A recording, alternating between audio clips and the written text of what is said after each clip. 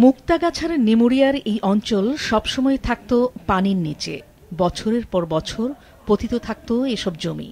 দুর্গম এই এলাকায় চাষাবাদও হতো না তেমন। অব্যবহৃত জলাবদ্ধ এই ভূমিকেই ব্যবহার করে গড়ে তোলা হচ্ছে সৌর বিদ্যুৎ প্রকল্প। জমির মালিকদের কাছ থেকে ২২ বছরের জন্য ভাড়া নিয়ে স্থাপন করা হচ্ছে সৌর বিদ্যুৎ প্রকল্প। পরিবেশের ভারসাম্য রাখতে জলাভূমি ভরাট না করেই পিলার বসিয়ে তৈরি করা হচ্ছে সব কাঠামো।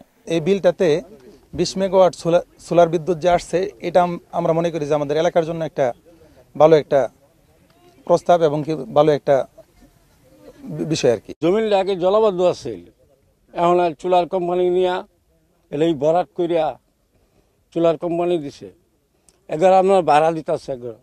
জুলস পাওয়ার লিমিটেডের প্রতিষ্ঠান Muktagacha solar tech energy limited পরিত্যক্ত ৭০ একর জায়গার উপর গড়ে তুলছে এই সৌর plant.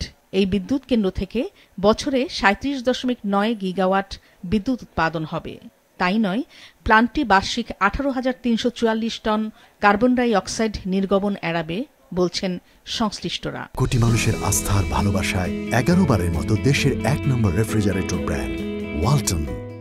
Muktagacha solar tech energy limited এখানে লোকজনের কাছ থেকে পতিত এবং অনাবাদি জমি, যা ২৫ থেকে ৩০ বছর যাবৎ কোনো আবাদ ফসল হতো না, এটা ২২ বছরের লিজে নিয়ে এই প্রজেক্টটা করতেছে।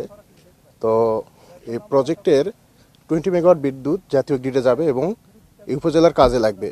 এটির নির্মাণ সম্পন্ন হলে জাতীয় গ্রিডে ২০ মেগাওয়াট বিদ্যুৎ যোগ হবে, যার সুবিধা স্থানীয় গ্রাহকরা ভোগ করবেন। এতে ওই অঞ্চলের বিদ্যুতের চাহিদা অনেকটাই পূরণ হবে। যে এমন সুন্দর একটি প্রকল্প মাইক্রো ইউনিয়নে করার জন্য, কারণ এই প্রকল্পের দ্বারা আমাদের মুক্তাগাছার তৃণমূল রিমোট এরিয়া পর্যন্ত নিরবিচ্ছিন্ন বিদ্যুৎ পাবে। এর চেয়ে বড় প্রাপ্তির কিছু হতে পারে না। এই প্রকল্পের কারণে স্থানীয়দের কর্মসংস্থানের সুযোগও সৃষ্টি হবে বলে জানান স্থানীয় জনগণ। মাছরাঙা নিউজ ডেস্ক।